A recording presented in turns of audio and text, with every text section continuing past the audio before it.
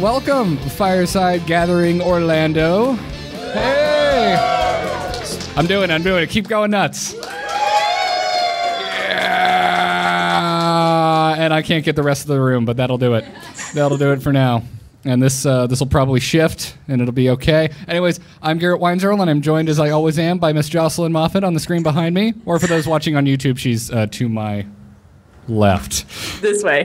Yeah. I'm here. Right here. You're on my right on the monitors, so it's screwing with my head. Anyways, we are recording live from Florida Fireside Orlando in the wonderful little canvas, incredibly internet-connected venue. It's delightful. Jocelyn, you remember Nerdtacular? All the issues we had? Yeah. Imagine the opposite of that. I am so jealous of your amazing internet. Is here. Oh, you should be. You should be. But anyways, got a lot of Angry Chicken fans that showed up. Amy here was just like, you guys should do something. I'm like, I don't wanna. No one's gonna give a crap, and I'm delightfully wrong. So thank you all for showing up. This is very kind of you. I figured everyone would just want to play instead of listening to us talk about it. That's what I want to do, and I'm getting put to work. Pumpkin. Anywho, we have a mic set up right over here. Anyone who wants to ask a question, feel free to come on up. It can be Hearthstone related, podcast related. If you just want to know what kind of sandwich we like. No one asked about music. I am so sick of the music questions. Jocelyn doesn't want to hear about music because she has no soul. I was going to say, because I'm dead inside, because that's kind of where I thought you were going with that. Dead inside, no soul, they're synonyms.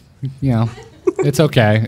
Dead inside, no soul, and Jocelyn Moffat, all synonymous things in the thesaurus. I'll write next to each other. So, anywho, which, by the way, is now a drinking game. Anytime I say anywho, someone has to drink. Gentleman in the back forgot his beer. So if anyone has a question, feel free. Line up right here. Anyone? David? Hey, guys. I don't know if you guys have been keeping up with the Magic Amy's meta reports, but I was just kind of wondering how accurate everyone thinks it is. Because, I've been looking over it, but the meta seems so... There's so many different decks I'm seeing all the time. Now, maybe hers is only in the Legend area. Okay. I don't know. But I noticed, like, her top 4 Tier 1 decks, they're hardly the only decks I see. Now, I'm not super familiar with it. So, at the moment, what are her, like, top 4 decks? A mid-range Hunter, Does that include a Ramp Druid. When you say mid-range Hunter, are you talking like Undertaker Hunter? No. Well, actually, it's got Undertaker in it, but it's not the primary focus. Okay. I can't remember the full list. It's got a new mid-range Paladin for this third meta. Okay. And I think Control Warrior. I think those are the like 4 on the top. Okay. But it's on Tempo Storm. She's on Team Tempo Storm. Okay. So she just got added recently. Gotcha. She's a player from China. There's been a ton of acquisitions recently. She's super, super good. Like, she's the player that has all gold, everything. All her cards are gold. All her heroes are gold. It's crazy. I mean, that doesn't sound wildly off. I've been playing a kind of a mid-rangey aggressive paladin. It still has all of the control elements that makes paladins so strong, but has an incredibly high early curve. It has more 2 and 3 drops than anything else in the deck. And talking to certain friends that may or may not work at Blizzard that I can't name, I'm like, hey, what are you playing? They're like, Paladin to Legend. So Paladin's definitely up there. It's just everyone is. I feel like everyone's so down on Warlock, and Zulok. Everyone here a little sick of Zulok. Everyone a little bit. Yeah. Okay. A lot of nods in the room, and it's just because it's in the public focus. But I really think Paladin for relatively aggressive decks is stronger because they have the cards that actually has a strong mid game once you open up with those early cheap minions. Whereas compared to a Warlock, they can just run out of gas. If they don't kill you in the first few turns, it's just not going to happen. Control Warrior, I've been seeing plenty once I got past the 10 rank this season. You're not going to really see it below there. It seems to be all aggressive, but she seems pretty dead on. I have no idea what a mid-range hunter looks like, because all I see are Undertaker hunters who are just like, well, I didn't get an opening hand, so I guess I lose. So, Jocelyn, what about you? What have you been seeing on the ladder? Oh, I'm just looking at this now, and it looks pretty spot on to me. I'm just there's no deck list. Oh wait, yes, there is a deck list for this mid-range hunter. Low curve, aggressive playstyle. Undertaker if opponent has no answer. Yeah, so it sounds a whole lot actually like the Undertaker Just deck. Undertaker Hunter. Okay. Yeah. It's got, let me guess, a couple frost traps, one explosive trap, one snake trap. One freezing trap, one snake trap. That's it. Oh, no explosive. Okay. So Yeah, no explosive. A little off. Yeah. Snake trap is so good because it enables your what's the card? Kill command. Kill command. Ah, yes. And Knife Juggler is great if you can trick them into doing that. Only one Knife Juggler. Yeah. Well, it's good because, I mean, to trigger Snake Trap, they have to swing a minion at one of your minions. So if they try and remove your Knife Juggler with one of their minions, right. Yeah, that's going to be a bad time. And Eaglehorn Bow is back in. Interesting. Eaglehorn Bow is in every Hunter deck I've played against this season. I haven't seen a Hunter without it. It's so good. I love how the Hunter weapons come in and out of fashion. They do.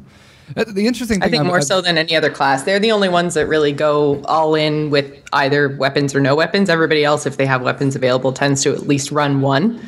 Yeah. But yeah, I mean, the interesting thing is I've been working on a possible article about the weapon meta for Hearthhead is that we got so many new weapons in Goblins vs. Gnomes, but almost none of them are actually played. All of the old weapons are still the weapons that are used. That's true. The only one that we saw that really went into fashion pretty heavily was Despite out of Nax, and that's the only really big weapon change that I saw that kind of was an auto include now in most warrior decks.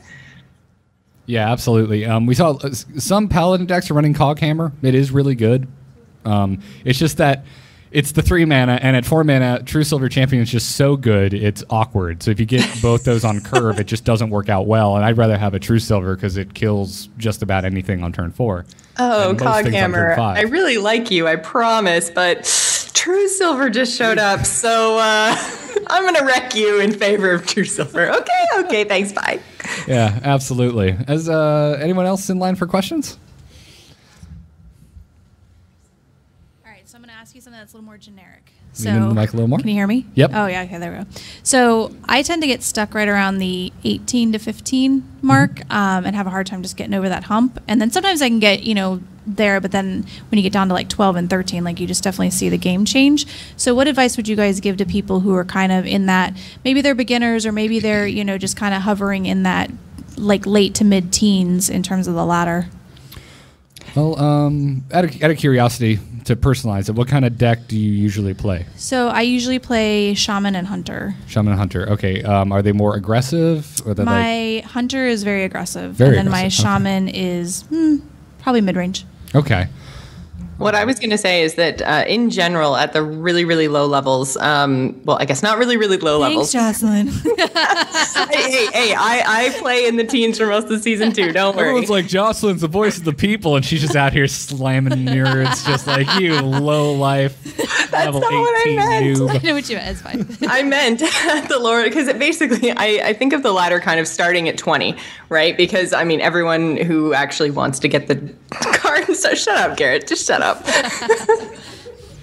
Is that's where people start to lose stars, and so that's kind of where the ladder really starts.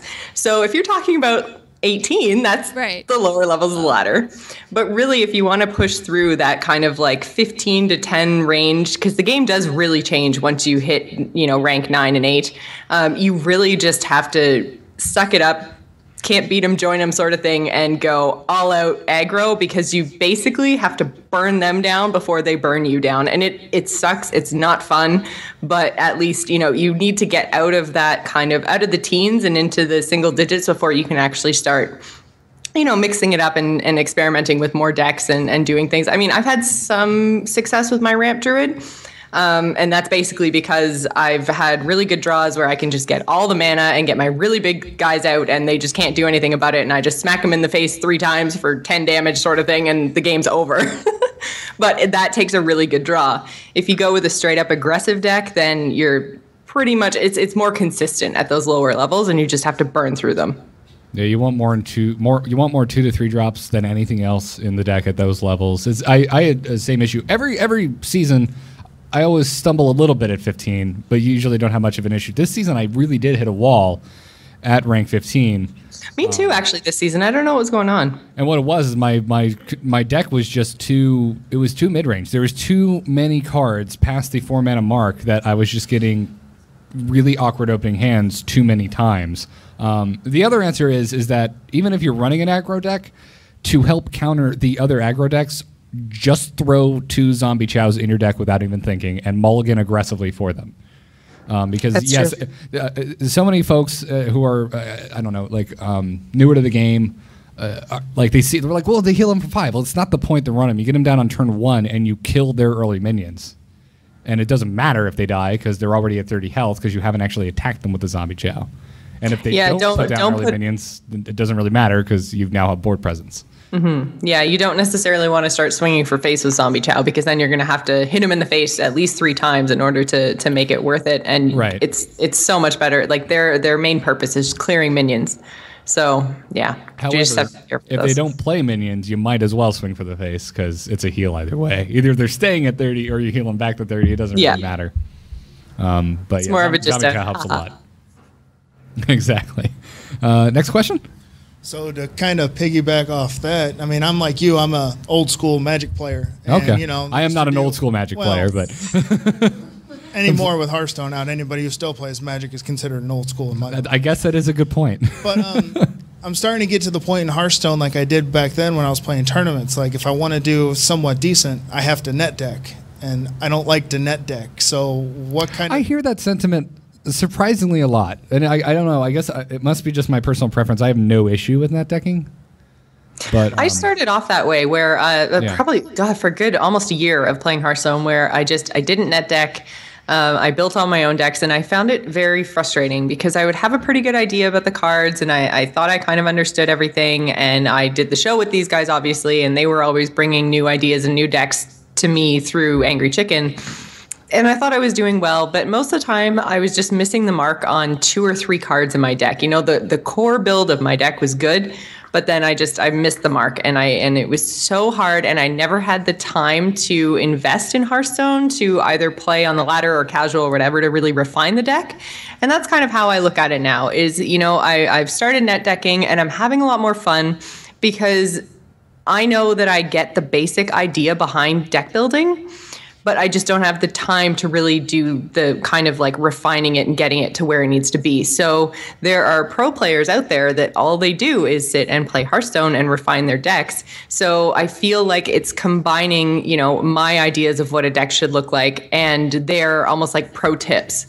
So you can do kind of like a combination where you build a deck, but it's just not working, and take a look at theirs and say, oh, okay, well, they've put this in instead of that or whatever. And it can kind of give you a better picture and something to work from, almost like a textbook reference. So what happens when we only get down to like 4 decks that everyone's playing? If it hasn't already happened, which it hasn't, it's not going to. There's the thing, it is a little frustrating because for some classes it seems like there's only one option, but there are eight classes? Am I being an idiot now? There's nine classes. I'm being an idiot. It's okay. Everyone always forgets about Priest. And then I think about it. Well, actually, at the moment, everyone's forgetting about Rogue. But, well, yeah. but I mean, you do have. I'm trying to think. You have Warlock, which has 4 different archetypes. I mean, it definitely has the most because their hero power is the best. It's just the correct answer. Their hero power is the best. Warrior really only has 1 type.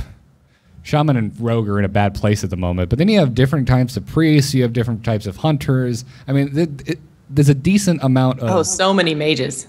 It's so many mages. Oh, my God. and druids. You have the taunt druid. Yeah. You have the ramp druid. You have the mill druid, which you all should stop playing right now. Why are you doing it? Because mill decks are fun. No, they're not. No, they're not. I'm not playing mill druid. Don't jump down my throat. I love the fatigue mage. I love it. I could watch Savids play that all day, every day, and I'd be a happy woman. But no, I don't care for it. I have been playing around with a mech priest, which is really fun. It's basically a zoo deck for priests that is nothing but mech.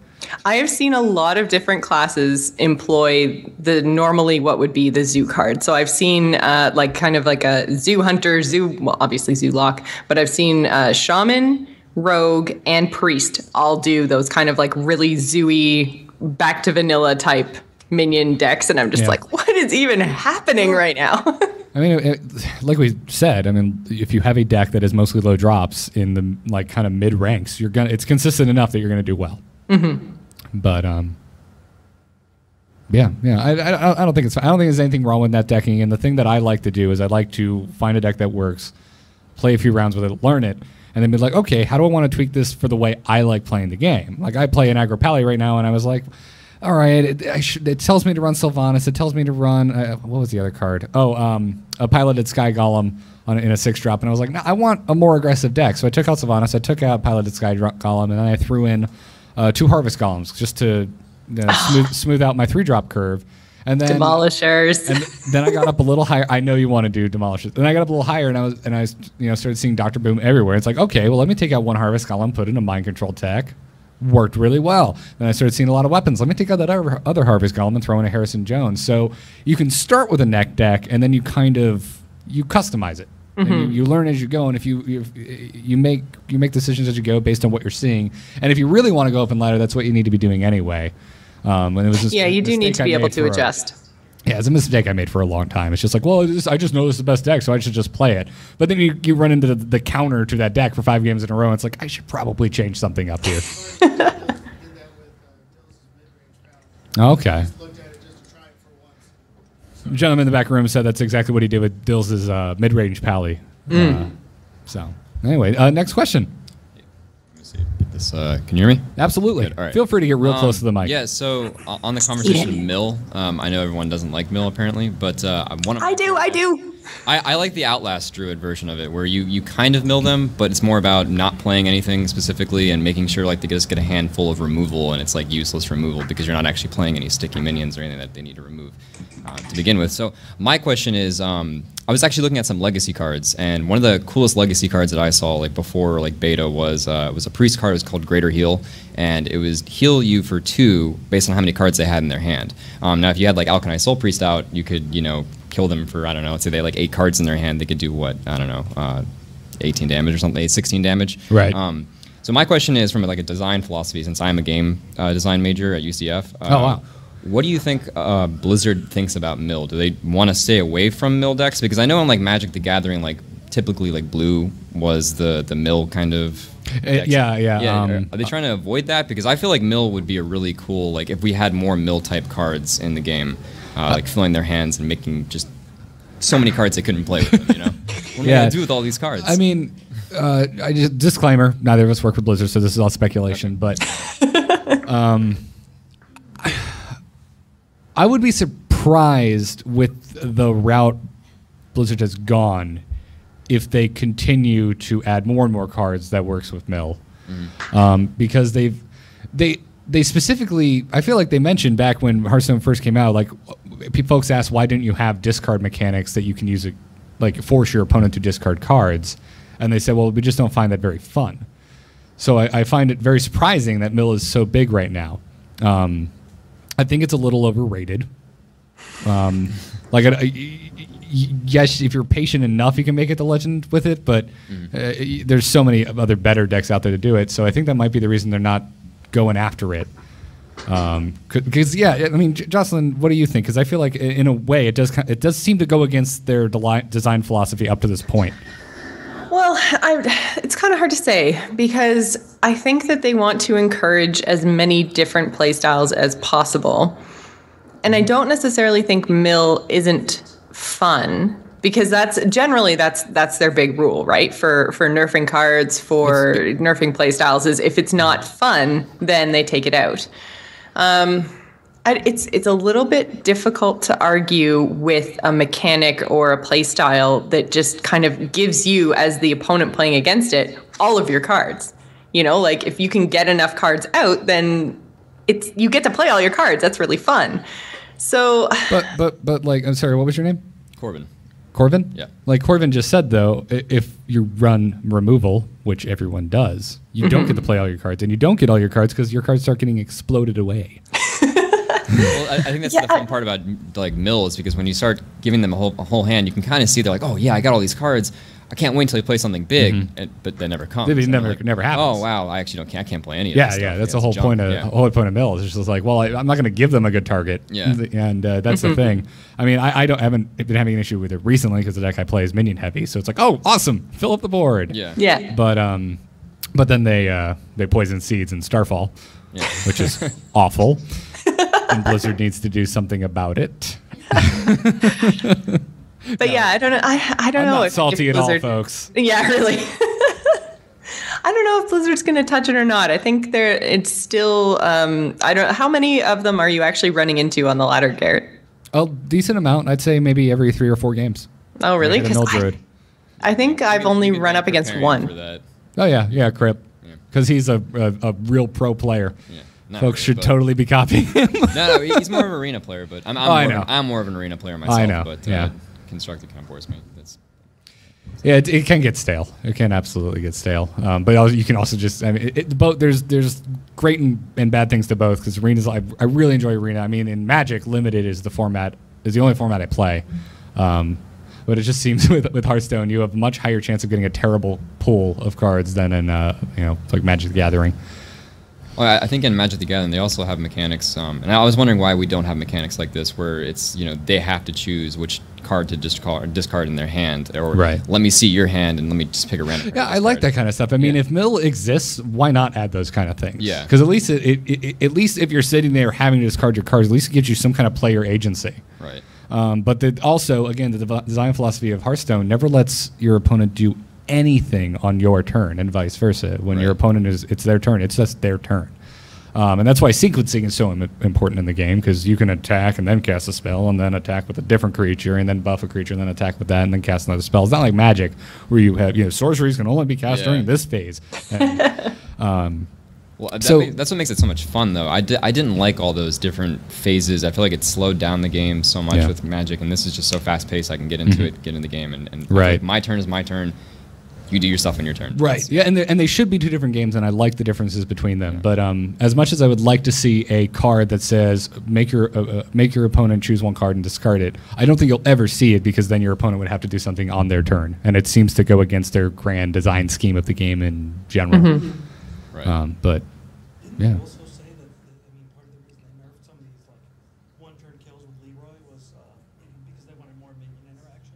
That seems to be part of the huge part of the. Another person in the audience, since folks can't hear it, is saying that what wasn't one of the reasons that they nerfed Leroy was because they wanted more minion interaction, and cards like Leroy having like a 20+ damage blowout 1 turn that you can't interact with is just no fun. And that's a very good point. That was one of the reasons cited for the nerf of Leroy Jenkins. Well, and the thing about Leroy, too, is that Leroy was, literally in every single deck. He was getting played in every single game. And it was all, and they were, what? No, and I'm laughing just because, and also, it's Leroy Jenkins. It's based off one of the dumbest players in history. It shouldn't be an amazing card that's included in every deck. If you're going to get on the lore train, do it right. But anyways, hopefully we answered your question. I mean, that's kind of the way I feel. Are we really going to let ask one question, or can we? Right. No, if you want to ask one more, go for it. Right, one fun question. Just what do you think of Death Knight being a possibility? Oh, I mean, I don't see any way we're in the grand, because Hearthstone's, it's not going to go away in 2 years. Right. So in the grand scheme of things, we will absolutely. There's no way in hell they're not going to add another class somewhere down the line. I'm sure it's just a nightmare to think, because I mean, think about it. WoW, it was a nightmare. They added it, and it was the first. What would they call it? A heroic class or something? Heroic classes, yeah. Heroic class.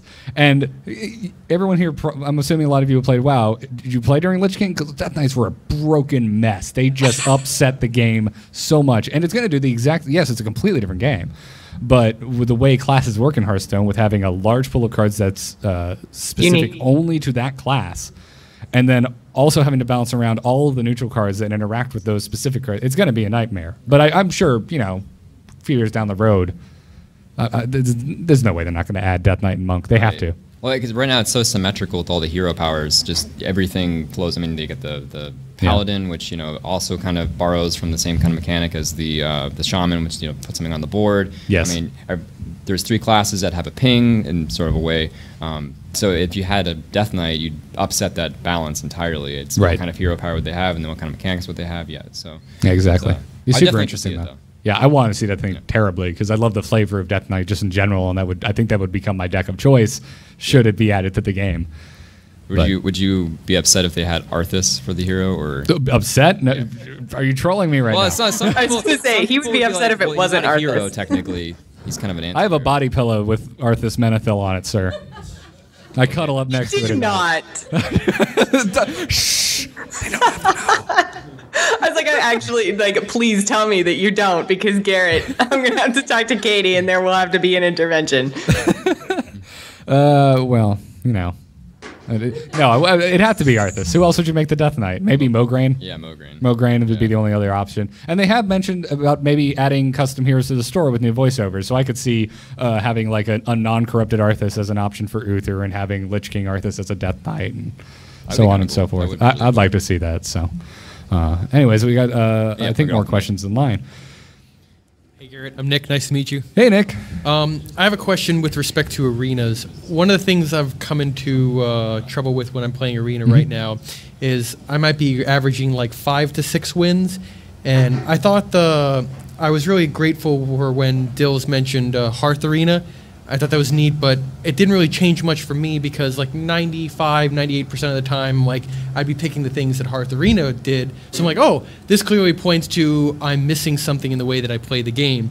I really was grateful for when he said how GvG was changing things, and then I think he alluded to it in the last podcast where it's like, if you can coin out that 2-drop, you've got to bring the 2-drop because the early game has come with GvG. Absolutely. But I feel like somewhere, if I like 5 to 6 wins, I think the most I've ever seen was 9. Somewhere I'm missing something subtle, and like I've seen Trump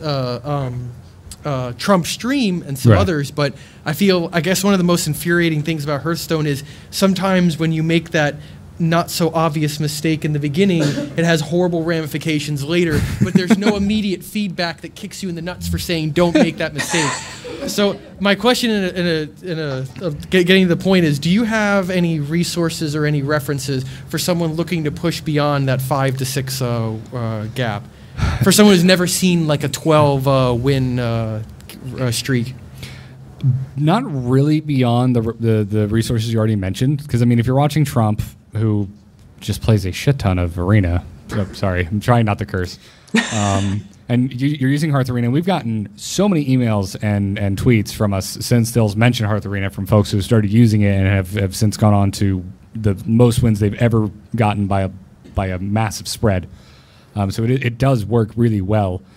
But you actually kind of just highlighted the number one reason why the thing that I want more than anything else added to the game is a replay feature. I want an easy way to rewatch my games, and I would really love to see my opponent's hand in those replays. And unfortunately, Blizzard recently said that it's not even on like a whiteboard anywhere right now at the moment, which just is awful because I think it's such an insanely good learning tool in games like StarCraft and now Heroes of the Storm, to be able to go back and rewatch what you just did and analyze it and see what you could have done better. So that's something I know when I don't stream very often, but when I do tend to find myself going back to the recordings of games I lost and rewatching them and seeing what I could have maybe done different. And when I don't stream, I actually keep a notepad open. And on games that start to go south, I start making notes about what happened on which turn, what class they were, what they played, what I played, and start analyzing what I could have done differently, and that might help. I mean, it definitely will, but I mean, whether it's the difference between 5 wins and 12 wins, it's just kind of I don't know, it's kind of a matter of time. On that note, for the notepad, I was really grateful for the strategy segment that we had where you went over your arena selections and then mentioned the game you lost and the three of you dissected why. That was a really awesome strategy segment. Was that wasn't the one where we built the deck. That was the one where... Oh, that was the following week. I actually wrote down turn for turn what happened. Okay, you're right, yeah. It was good. Yeah, that was fun. That was interesting. I'd like to get back to that. It's just been... with GvG, it's been so busy. There's been so much to talk about every week. If there's no one behind me, I might have another question. Go for it. Okay. If anyone else has a question, by the way, feel free to line up so I know and I can try and move things along. Maybe this is me projecting my own issue, or maybe I've heard about the Garrett. That's all I do is project my own issues, so don't apologize. I heard about the Garrett Rage and the other podcast, and maybe I misheard it for something that I wanted to be, but have you ever, maybe, and that's how I have to lead this, have you ever come out where like you might have lost 3 or 4 games in a row, and maybe they battle moded you really bad, and do you ever get to the point where it's like, I want to snap the iPad in half and throw it across the room and yell and scream? Like, do you have like an easy, it's like there's nothing more than hating the game when you get crucified 3 to 4 times in a row, and then battle mode, it's like, oh my gosh, what is battle mode? Battle moding or emoting when they like, well played, I'm sorry, thank you. But emotes. Oh, okay. Oh, yeah. Emoting. Yeah, battle emoting. Yeah. Okay, gotcha. Yeah. Well, I'm going to bring in a guest podcaster. Katie, my fiance, would you like to peel back the curtain on how angry I get at times? So I'm not projecting. No. Hey, no, Katie. Come in here, get on the camera and speak into the mic. Katie, congratulations, guys, by the way, for getting married. Keep it close. If you look Thank you, guys. If you look at his desk at home, you can probably see like knuckle prints. And you can tell when he gets angry because the Chihuahua gets really, really afraid. Aww. And he's broken mice before. I have broken mice, yes. So Katie and Garrett, what is your solution to these runs where these people taunt the living daylights out of you? What I've started doing is I used to have a 3-loss rule, and I'd get 3 losses and I'd just stop. I'd just go play something else. I stop after 1. I find that it's really good to just kind of like, I lose one time and I stop for like 5 or 10 minutes. I put it down, I go get a drink or something. I take a break. And when I'm on a win streak, then I just keep playing. But as soon as I get that 1 loss, I take a minute and kind of refresh, because competitive Jocelyn is really competitive. And folks don't get to see it on the show, but I play games with Jocelyn a lot. And yeah, she's like super aggro. Like, folks joke about the Garrett Rage is like, you just haven't seen Jocelyn in a game where she's losing.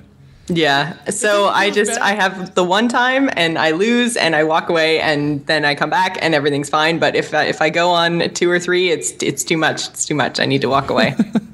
It's not bad in person because, in person you meet them, they say, hey, how are you doing? Or even like Magic, shake your hand, it's okay. But the anonymity of the internet turns people into horrible humans. Oh, you're absolutely right, yeah. No, That's what Sculpt is for. I hate Mildred so much, and the Paladin deck I play, it's almost impossible to lose to them. But the game takes 3 times longer than it should because they're playing Mill, so I just BM the hell out of them. The second, basically, I've won by turn 4, but these bastards are going to play Tree of Life, an unplayable card, and keep things going on longer. So I just thank you, sorry, oops, sorry, thank you, oops. I mean, I get that way with decks I'm sick of seeing. And everyone, if you do that to an Undertaker Hunter, you're justified. I'm just letting you know. It's okay. They're probably just going to squelch you, dude, which is also something that makes me feel better. Okay. It makes me feel better. No, if you're sick and tired of seeing all the emotes, just squelch them. They put the function in for a reason. The other thing to do is leave ranked, check your dailies, what heroes you have to get wins with, make something fun that you've never played before and go into casual. That's what I do, because I don't care if I lose in casual, especially with a deck that I know is probably terrible. I'm glad I'm not the only one who suffers from this problem. No, you are not. You are far from it, sir. You're far from it. No problem. We got another question. Thanks so much for hosting this, by the way. It's pretty fun. No problem. Amy with the pink, you need to thank her and high five the hell out of her, because it's all her fault. My question was, do you have positive experiences with people adding you after matches, especially if there was a bad beat on either side?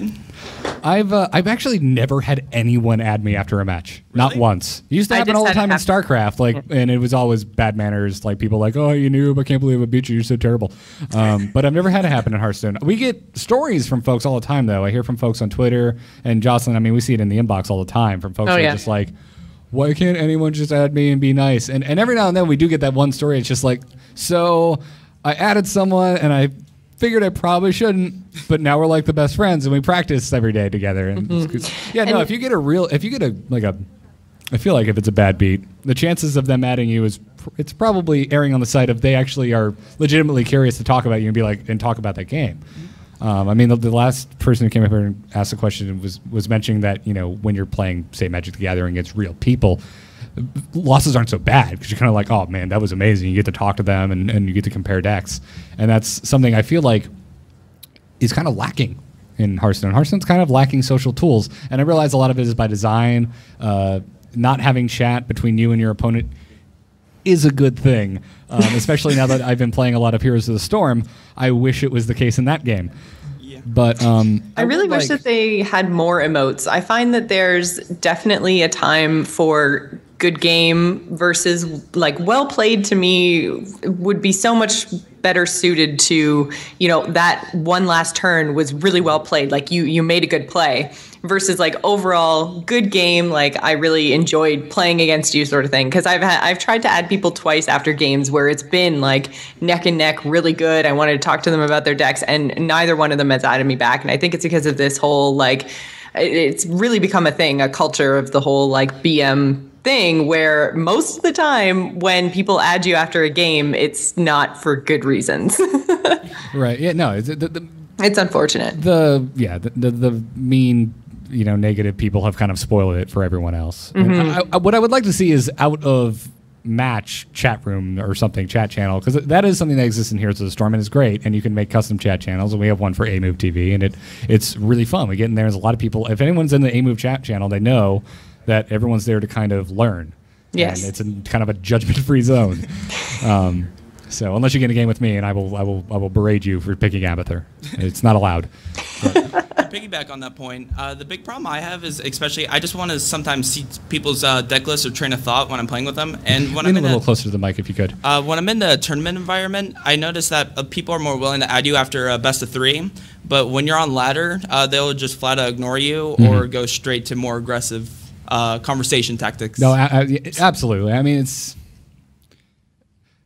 Someone already said the anonymity just kind of brings out the worst in a lot of people. I definitely can. Yeah, like if I was playing a Mildred in person, I wouldn't just be like, oh yeah, well done, good play. I might actually, maybe I would, maybe now that I think about it. But it'd be like sarcastic and nice, like a little bit of both. But yeah. Yes, Amy is saying it brings out the douchebag Carl. Good old douchebag Carl. He rears his ugly head again. All right, well, thank you so much. No problem. No problem. Is that all the questions? Cool. I think that'll do it for this one. So, Jocelyn, any closing thoughts? No. No? Is that it? Well, as always, where can folks find you? On Twitter, GIS Gamer is the best place to find me. Whenever I'm streaming, then I'm tweeting out before I do. But if you'd like to just follow my Twitch channel, I'm also GIS Gamer over there. We're doing... not Angry Chicken, Gamers In this Sunday. So if you guys want to catch me talking all the other games that I play, then that'll be on this Sunday on A-Move TV. Yeah, or the Angry In, however you want to mash your shows up together. Yeah, exactly. That could do it. And you can follow me on Twitter at GarrettArt and at nomanart.com and on Into the Nexus, talking Heroes of the Storm every Thursday night at 8 p.m. Eastern. Anyway, live crowd, thank you all so much for coming out, and... You guys are awesome. You guys are awesome. Alrighty. Well, Jocelyn, there's only one last thing left to do. And what's that? Job's done. Job's done. Awesome. Okay, whoever that was in the crowd who yelled yes, you just made my night. Thank you. Heart. Badass.